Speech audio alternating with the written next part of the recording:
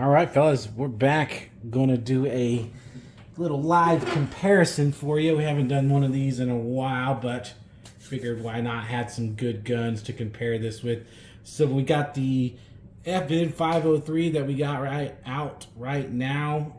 We have a webinar going up for it. 25 bucks. There's a mini.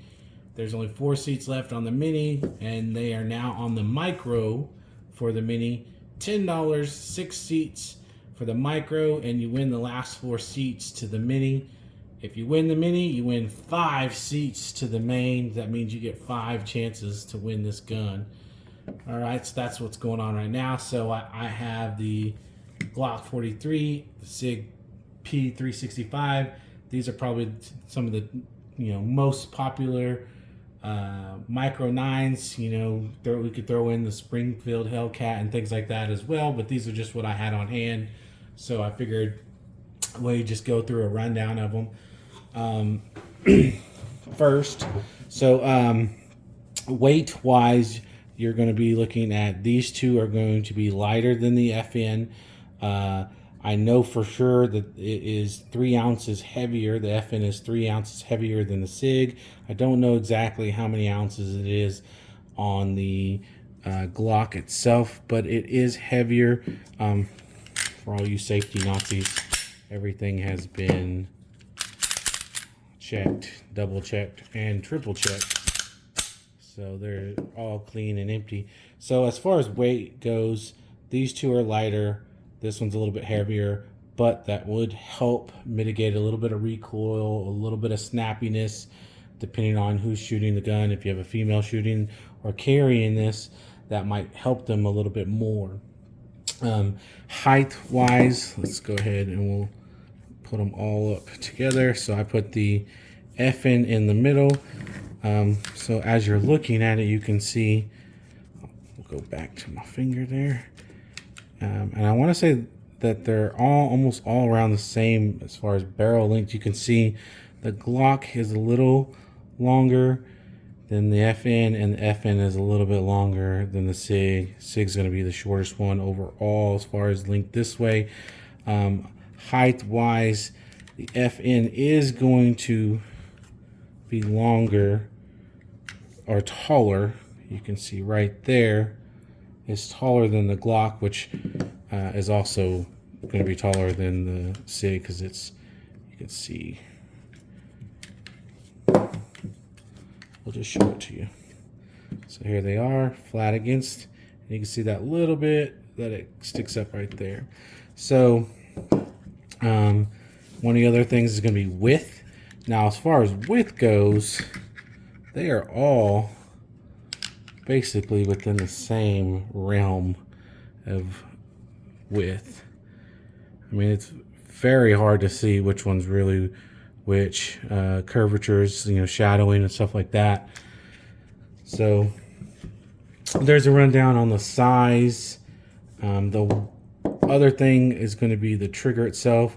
These two, the Glock and the FN, do have that little paddle safety on them, whereas the SIG does not. Again, these have been checked, so we can check out the trigger. So this is a safe direction. Okay, we're gonna get that Glock trigger, and so for the Glock trigger, you pull, boom, there's a wall, and it breaks. Let's look at it again. Pull, and it breaks. There's no creep. Breaks, not terrible. Here's the reset on it, so you can see right there, right at the wall. Okay. For the FN, there's going to be a little bit of creep. So again, safe direction. Right there, really long. Boom, there's the wall. There's some creep. A little bit of more creep. There's the break. Look at it again. Okay.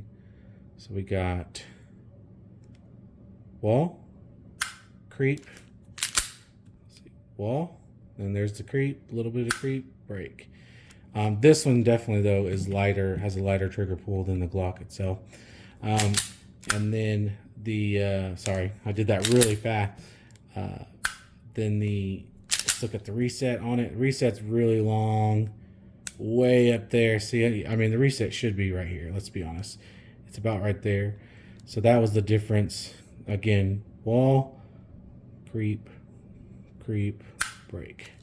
All right, and then here's going to be the SIG 365. No paddle safety or anything on this one. Wall, creep, break. Again, wall, little creep, break. Let's look at the reset. Boom. Yeah. So as far as reset, these two definitely have a better reset. No creep or very little creep on the Glock.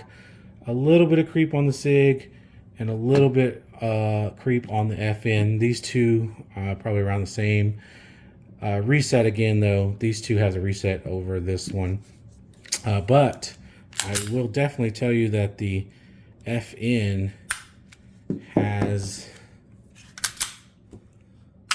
yeah, a lighter trigger than the SIG, and definitely a lighter trigger than the Glock. So as far as poundage wise, this one has a lighter feel to it.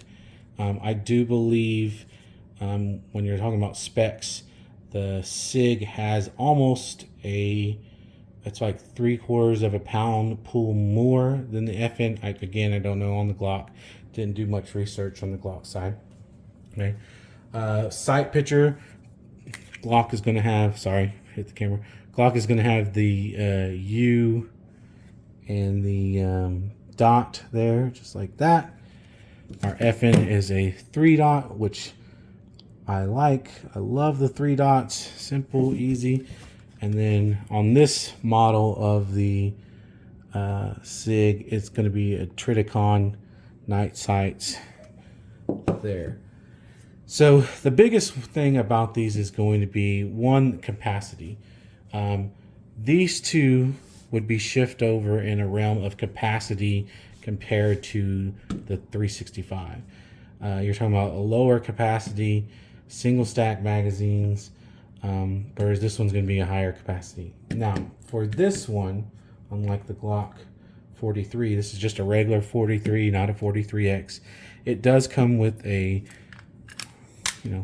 flat with the little finger groove base plate. You can see right there, and you get 2 full fingers on it. All right, and that would be the same amount capacity wise as far as the Glock. Then it also comes with this extended base plate. It's just a spacer, you can see right there. It goes in and it gives it some extra rounds.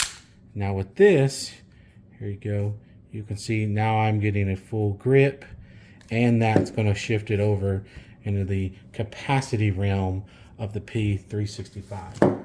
Still, this one's going to be, as far as capacity, over both of them. So that's going to be a little bit of the rundown. The one thing that's getting me on these, and you can see this here, ready? Look at how much more the FN is over these two as far as the width of the grip. I mean, it's a lot more when it comes to the SIG. Now, and I'm not saying it's a bad thing, because when I put my hand and my palm in there, you can see like it cups in, and I mean, I'm not squeezing it hard, but you can see the grooves that it's leaving on my hand. It's just in there. It does stand out. Like, it's something I do notice over the other two. It's real smooth. There's a little bit of knurling here, but it doesn't press and just stiff itself in there like the FN does. This one, I mean, it's like non-existent. It's just almost flat on the back. It doesn't mean I don't like the grip at all. It's just something about it here, and I don't know if that's an FN thing. I don't know. This is the first FN I've handled or whatever, but it feels like it's just locking right in. And I mean, I can, if I really get a little squeeze, again, you can see, that it's right there in my palm.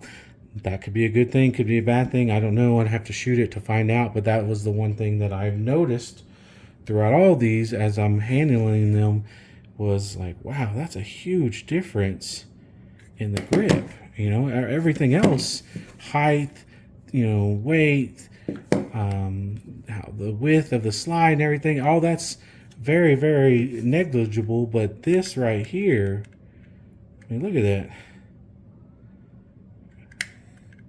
So that's just something I wanted you to see. Again, we got FN503 going on right now. We got the micro, $10, 6 spots. That'll get you in 4 tickets to the mini. So if you win the micro, you'll get 4 tickets to the mini. I think it's 1, 2, 8, and 10.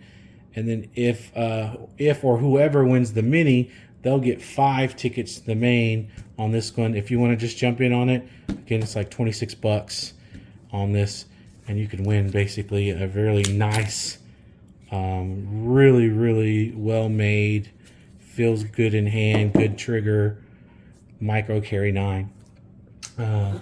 So there you go. That's going to be our little rundown, little comparison video.